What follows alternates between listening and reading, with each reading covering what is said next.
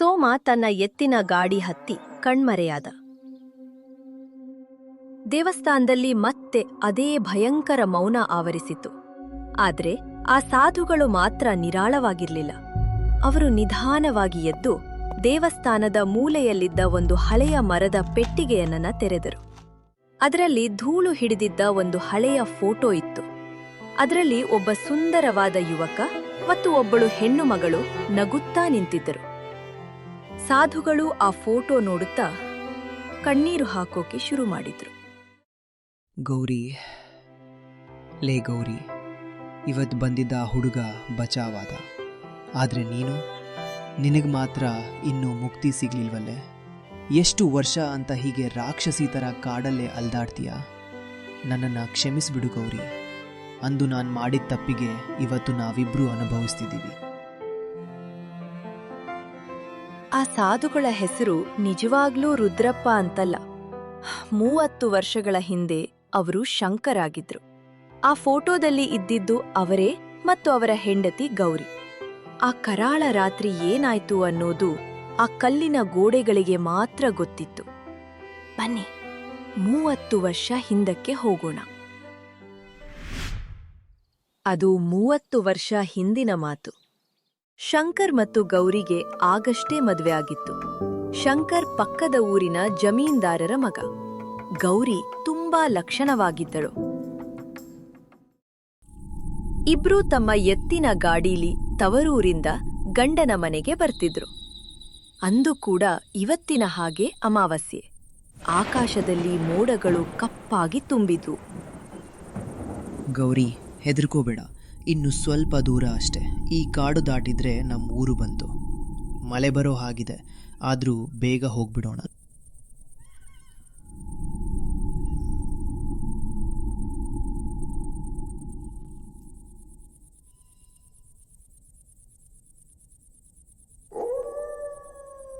ಏನ್ರಿ, ನನಗ್ಯಾಕೋ ಭಯ ಆಗ್ತಿದೆ. ಈ ಕಾಡು ನೋಡೋಕ್ಕೆ ಒಂಥರ ಇದೆ. ಪಕ್ಷಿಗಳ ಸೌಂಡ್ ಕೂಡ ಕೇಳ್ತಿಲ್ಲ. ಯಾರೂ ಹಿಂದೆಯಿಂದ ನಮ್ಮನ್ನೇ ನೋಡ್ತಿದ್ದಾರೆ ಅನ್ನಿಸ್ತಿದೆ. ಹುಚ್ಚಿ, ನಾನಿಲ್ವಾ ಜೊತೆಲಿ?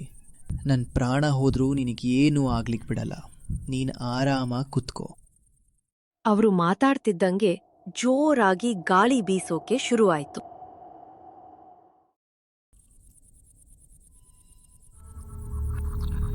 ಹೀಗೆ ಸ್ವಲ್ಪ ದೂರ ಹೋದ್ಮೇಲೆ ದಾರಿಗೆ ಅಡ್ಡಲಾಗಿ ಒಂದು ದೊಡ್ಡ ಮರ ಬಿದ್ದೇ ಬಿಡ್ತು.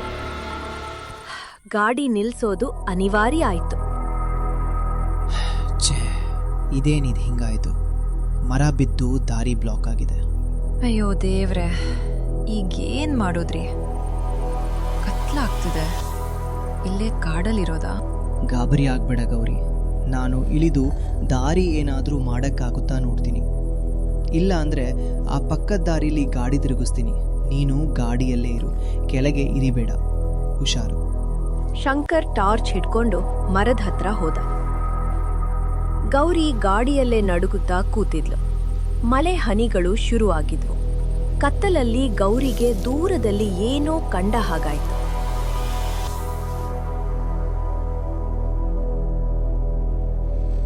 ಗೌರಿ ಒಂಟಿಯಾಗಿದ್ಲು. ಶಂಕರ್ ಮರ ತೆರವು ಮಾಡೋಕೆ ಸ್ವಲ್ಪ ದೂರ ಹೋಗಿದ್ರು. ಆಗ ಗೌರಿಗೆ ಒಂದು ಧ್ವನಿ ಕೇಳಿಸ್ತು. ಗೌರಿ, ಗೌರಿ, ಇಲ್ಲಿ ಬಾ. ನಂಗೆ ಏಟು ಬಿತ್ತು. ರೀ, ಏನಾಯ್ತು? ಎಲ್ಲಿದ್ದೀರಾ? ಗೌರಿ, ಬೇಗ ಬಾ. ಮರ ನನ್ನ ಕಾಲ ಮೇಲೆ ಬಿತ್ತು. ರಕ್ತ ಬರ್ತಿದೆ. ಎದ್ದೊಳೋಕ್ಕಾಗ್ತಿಲ್ಲ. ಸಹಾಯ ಮಾಡು ಗೌರಿ. ಗೌರಿಗೆ ಆ ಕ್ಷಣ ಏನು ಯೋಚನೆ ಮಾಡೋಕ್ಕೂ ಆಗ್ಲಿಲ್ಲ. ತನ್ನ ಗಂಡನಿಗೆ ಏಟಾಗಿದೆ ಅಂತ ಕೇಳಿ ಗಾಡಿಯಿಂದ ಕೆಳಗೆ ಹಾರಿದ್ಲು. ಶಂಕರ್ ಹೇಳಿದ್ದು ನೆನಪಿರ್ಲಿಲ್ಲ. ಕೆಳಗಿಳಿಬೇಡ ಅಂತ ಹೇಳಿದ್ದು ಮರೆತೇ ಹೋಯ್ತು. ಬಂದೇ ರೀ. ಎಲ್ಲಿದ್ದೀರಾ ರೀ, ಮಾತಾಡಿ. ಗೌರಿ ಕತ್ತಲಲ್ಲಿ ಆ ಧ್ವನಿ ಬಂದ ಕಡೆ ಓಡಿದ್ಲು.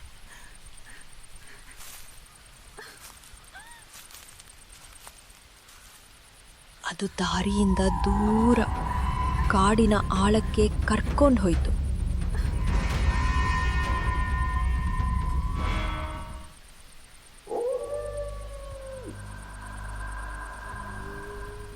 ಮುಳ್ಳುಗಳು ಕಾಲಿಗೆ ಚುಚ್ಚಿದ್ವು. ಆದ್ರೂ ಗಂಡನ ಮೇಲಿನ ಪ್ರೀತಿಯಿಂದ ಅವಳು ಓಡ್ತಿದ್ಲು. ಇನ್ನು ಸ್ವಲ್ಪ ಮುಂದೆ ಬಾ ಗೌರಿ, ಇಲ್ಲೇ ಇದ್ದೀನಿ.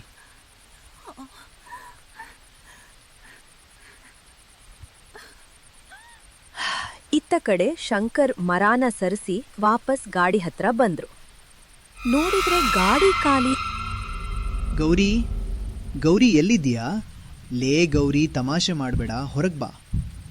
ಶಂಕರ್ಗೆ ಎದೆ ಝಲ್ ಅನ್ನಿಸಿತು. ಗಾಡಿಯ ಹತ್ತಿರ ಗೌರಿಯ ಬಳೆ ಒಡೆದು ಬಿದ್ದಿತ್ತು. ಶಂಕರ್ ಹುಚ್ಚನ ಹಾಗೆ ಟಾರ್ಚ್ ಹಿಡ್ಕೊಂಡು ಕಾಡಿನೊಳಗೆ ಓಡಿದ.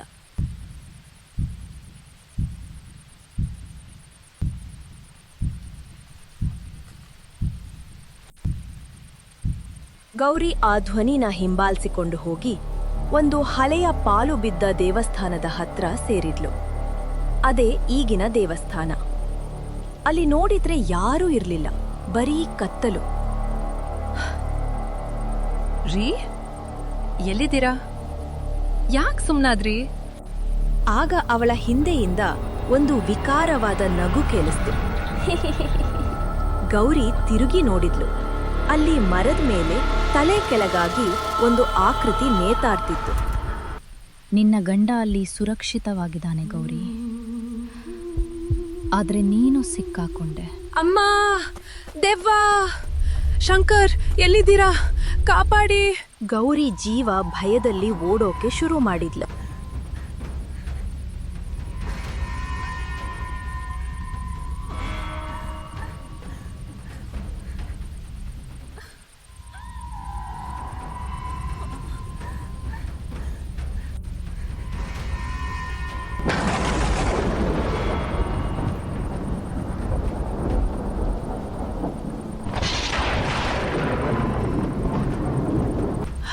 ದೇವಸ್ಥಾನದ ಹಿಂಭಾಗದಲ್ಲಿದ್ದ ಜೌಗು ಪ್ರದೇಶಕ್ಕೆ ಬಂದ್ರು. ಕತ್ಲಲ್ಲಿ ಕಾಣದೆ ಆ ಕೆಸರಿನಲ್ಲಿ ಕಾಲಿಟ್ಟೇ ಬಿಟ್ಲು. ಅಯ್ಯೋ, ನನ್ ಕಾಲು! ಯಾರಾದ್ರೂ ಕಾಪಾಡಿ! ಶಂಕರ್! ಅಷ್ಟ್ರಲ್ಲಿ ಶಂಕರ್ ಆ ಜಾಗಕ್ಕೆ ಬಂದ್ರು. ಟಾರ್ಚ್ ಬೆಳಕಲ್ಲಿ ನೋಡಿದ್ರೆ ಗೌರಿ ಕೆಸರಿನಲ್ಲಿ ಸೊಂಟದವರೆಗೂ ಹೂತು ಹೋಗಿದ್ಲು. ಗೌರಿ, ಹೆದ್ರಬೇಡ, ನಾನು ಬಂದೆ, ಕೈ ಕೊಡು. ರೀ, ಬೇಗ ಎಲ್ಕೊಳ್ಳಿ. ಕೆಳಗಡೆಯಿಂದ ಯಾರೋ ನನ್ನ ಎಳೀತಿದ್ದಾರೆ. ನನ್ ಬಿಟ್ಟು ಹೋಗ್ಬೇಡಿ ರೀ. ಇಲ್ಲ ಗೌರಿ, ನಿನ್ ಬಿಟ್ಟು ನಾನು ಎಲ್ಲೂ ಹೋಗಲ್ಲ. ಶಂಕರ್ ಇನ್ನೇನು ಅವಳ ಕೈ ಹಿಡಿಬೇಕು. ಅಷ್ಟ್ರಲ್ಲಿ ಆ ಕತ್ತಲ ಶಕ್ತಿ ಗೌರಿಯ ಕಾಲನ್ನ ಬಲವಾಗಿ ಕೆಳಗೆ ಎಳೀತು. ರೀ, ಆಗ್ತಿಲ್ಲ, ನನ್ನ ಕೈ ಜಾರ್ತಿದೆ. ರೀ, ನನ್ ಮರಿಬೇಡಿ. ನಾನ್ ನಿಮ್ಗೋಸ್ಕರ ಕಾಯ್ತೀನಿ. ನನ್ ಬಿಟ್ಟು ಹೋಗ್ಬೇಡಿ. ಗೌರಿ, ಇಲ್ಲ ಗೌರಿ.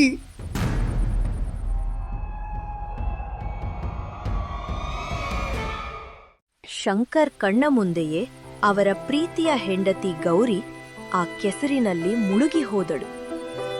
ಕೊನೆ ಬಾರಿ ಅವಳ ಕೈ ಮಾತ್ರ ಮೇಲೆ ಕಾಣ್ತಿತ್ತು. ಶಂಕರ್ ಹುಚ್ಚನ ಹಾಗೆ ಕೆಸರಿಗೆ ಹಾರಿ ಹುಡುಕಿದ್ರು. ಆದ್ರೆ ಗೌರಿ ಸಿಗಲೇ ಇಲ್ಲ.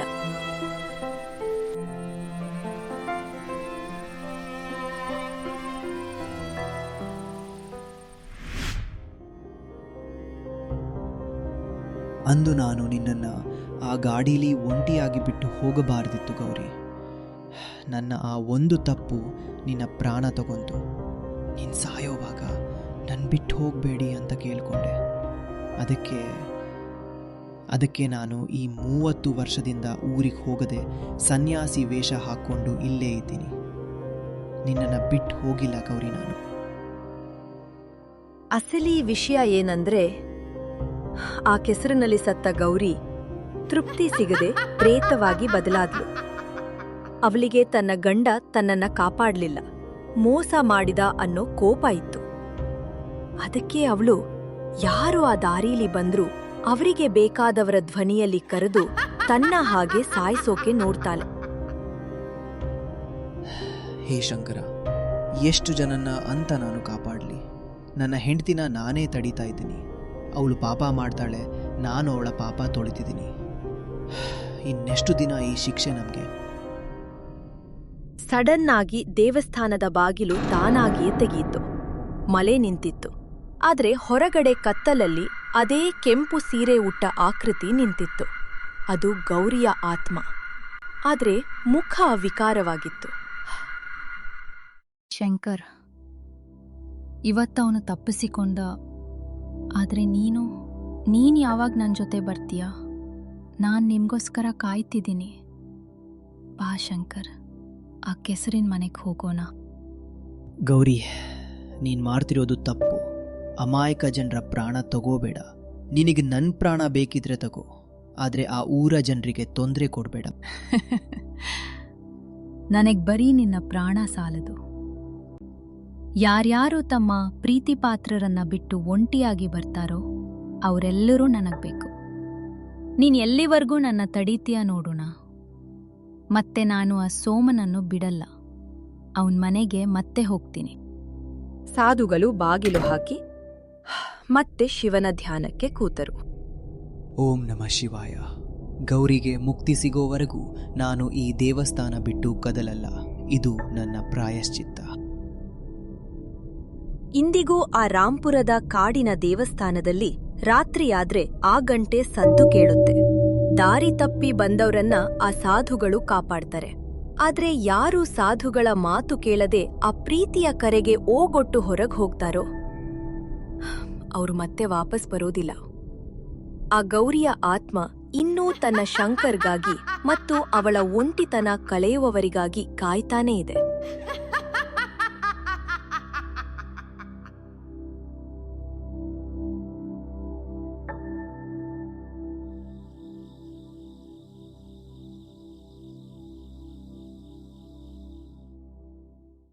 ಸೋಮ ಬಚಾವ್ ಆಗಿ ಮನೆ ಸೇರಿದ್ದೇನೋ ನಿಜ. ಆದ್ರೆ 30 ವರ್ಷದಿಂದ ಕಾಯ್ತಿದ್ದ ಆ ಗೌರಿಯ ಆತ್ಮ ಅವನನ್ನ ಸುಮ್ನೆ ಬಿಡ್ತಾ? ಸೋಮ ಮನೆಗೆ ಹೋಗಿದ್ದು ಒಬ್ನೇನಾ? ಅಥವಾ ಆ ದೆವ್ವ ಕೂಡ ಅವನ ಹಿಂದೆನೇ ಹೋಯ್ತಾ? ಅಸಲಿ ಭಯಾನಕ ಆಟ ಇರೋದೇ ಸೋಮನ ಮನೇಲಿ. ಮುಂದೆ ಏನಾಯ್ತು ಅಂತ ನೋಡ್ಬೇಕಾ? ಈಗ್ಲೇ ಚಾನೆಲ್ ಸಬ್ಸ್ಕ್ರೈಬ್ ಮಾಡಿ. ಪಾರ್ಟ್ 3 ಬೇಕು ಅನ್ನೋರು ಕಮೆಂಟ್ ಮಾಡಿ.